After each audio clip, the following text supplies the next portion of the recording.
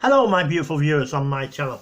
What this is a bit of a catch up and a bit of talk about the attack by the Woke Brigade on the character James Bond as well, and a few updates. My first update is I have got a new one of these hats I've ordered. My James Higgins Open World hat, a beanie, but in black, and with the digital logo one. So the two official colours are that one, that's the official colour with the logo, but the new one is a black colour, which is on my logo on my channel. So the two official colours now are this version, which one of my subscribers, Nick the Egg, won in a competition, and the new one, which is black and with that logo. I've ordered 3 of them, one for me, one for my friend who we're in a bubble with, and one which you can win in a competition. Yes, I'm doing another hat competition to win one of these hats, but in the new colour black. The last person to win one of these hats was Nick the Egg, and you can Nick the Egg, you can enter this competition as well. It's open to everybody, even though you won a hat, you can still enter this competition to win another hat, to win the black version. So what I need you to do basically to win this hat, and I'm going to give you've got a month, no, 6 weeks. I'm going to do 6 weeks. You've got 6 weeks to send in stories, paranormal stories, to try and win the hat. Basically stories about angels, ghosts, or any little strange stories you can come up with as well. Any stories about leprechauns or little green men, abductions, alien abductions. If you've had an alien abduction, tell me about it. Any stories when you've been away in hotels and stuff, and send them in to formchester69@hotmail.com. It'll be in the comments as well. I will put the competition email in the comments, which is formchester69@hotmail.com, and you will get the chance to win the new version of this hat in black. So if you send them in to that email, I put them on order. I've ordered 3, like I said, one for me, my friend who I'm in a bubble with, Jill, and the other one, so you guys can get a chance to win that other one. I've ordered 3. So please enter the competition and send your entries in to win the new black James Higgins Open World hat, which is a beanie like this one. Exactly the same, it's a beanie, but in black, with this logo on. So send them in to formchester69@hotmail.com. Be in the comments as well. And I hope you win. You've got 6 weeks from today's date to enter the competition to win. So any paranormal stories, what have you. True paranormal stories, obviously. What else? As I said, that's going to be reviewed. Right, the other thing I want to talk about is the Woke Brigade. Some more nonsense from the Woke Brigade. They're complaining. Some of them are complaining. I think even the director was complaining of the new Bond, Sean Connery's version of Bond. Now, I'm a massive Bond fan. I've got all the films, obviously, apart from the new one. Right? Got them all on DVD. And what have you. Now, to me, Sean Connery is the #1 Bond, without a shadow of a doubt.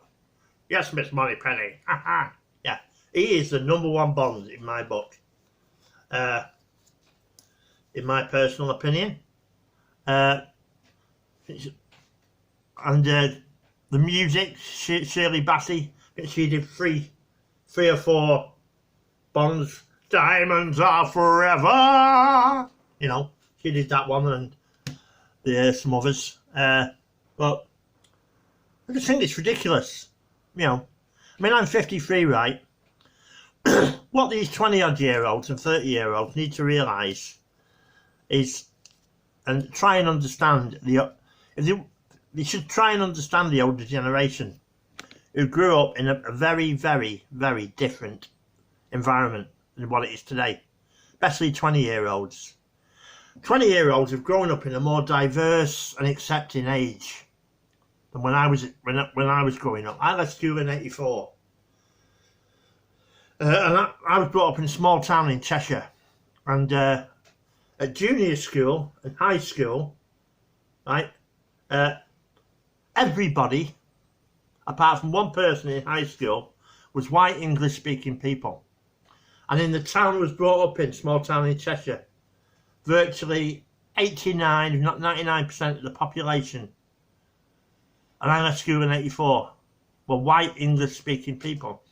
And that was the way it was. That was the way it was for towns up and down the United Kingdom. You know, up and down, they were mainly white towns.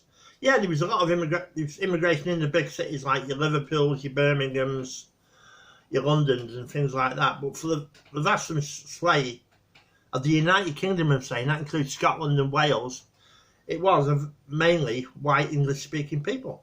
I mean, my friend who I'm in a bubble with, Jill, right? I mean, I haven't watched soaps in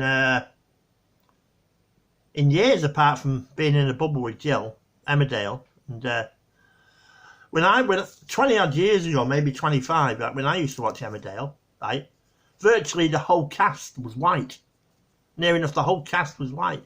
And it was virtually the same with EastEnders and Coronation Street as well. It really was. I mean, I still remember the first gay kiss on EastEnders. You know, you never saw that many gay people when I was growing up, right? You really didn't. And what have you. But it was a very different world. It really was. I mean, if you go back, I'd say 200, 300, 400 years in British history, I think the vast majority of people in the United Kingdom would be white. I'd say it was as high as 90%, if not 95%, would be white people, you know, and what have you. You know, and I mean, I've talked to 20-odd-year-olds about Eastern Europeans, about the fact that when I was growing up, the Cold War was still going on. And Eastern Europeans themselves will tell you this of my age. Eastern Europeans of my age, of 53 and above, will tell you. They weren't allowed to leave Eastern Europe. They were part of the Soviet Union. I've said this to 20-year-olds, and they had shock on their face. They can't believe that they were not allowed to leave, and they weren't. They weren't. When the Berlin Wall went up in the 60s, you tried to leave Eastern Europe, they would shoot you. They would kill you. That would be it. Boom, gone. Out of there. You know, if you tried to leave. You know. You should do some research on the Cold War. I'll tell you. It was brutal. You know. But it was a very different world. You know. That's why I just wish these people who believe in all this woke crap.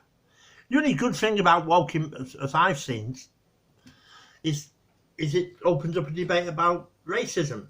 But even racism, I don't believe this country's as racist as they make out. I really don't. But saying that, I've never experienced racism as a white person. I've never experienced it. You know, and as I've just said to you, I was brought up in a town that was virtually white. And my friend who I'm in a bubble with, she was brought up in Southport, and she's older than me. And when she was at school, she told me that everybody was white, apart from one person, an Indian person. You know, and that's how it was. It really was.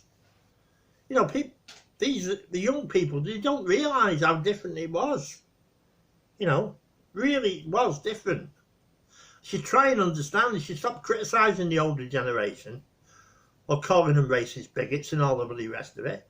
That's, you know, these people of my age and above, we didn't have a say in the way we were brought up, or in the society we were brought up in. It was just the way it was.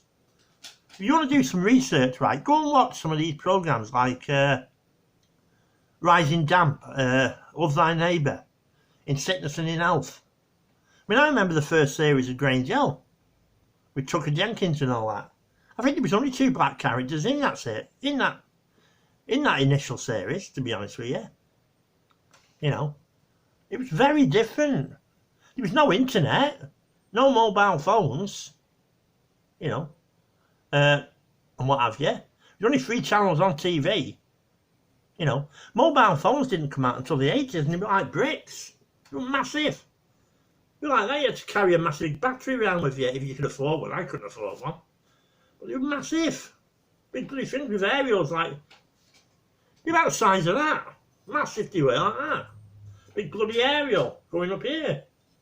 And a big bloody thing carrying it around, the battery pack. You know. I mean, it's like Noel Gallagher talks about Nebworth in '96. There was no mobile phones then. We were all in the moment. It was none of this like, I've done it myself. I did it when I went to see Deacon Blue with the phone. Like, instead of just putting the phone down and watching the bloody show, I was there with my phone like this. You know, so I'm guilty of it as well. There was none of that. You know. Oh, so these 20-year-olds have no clue how different it is. You try and be a bit more, instead of criticising older people, you should try and be a bit more understanding. You know, we were brought up in a very different world.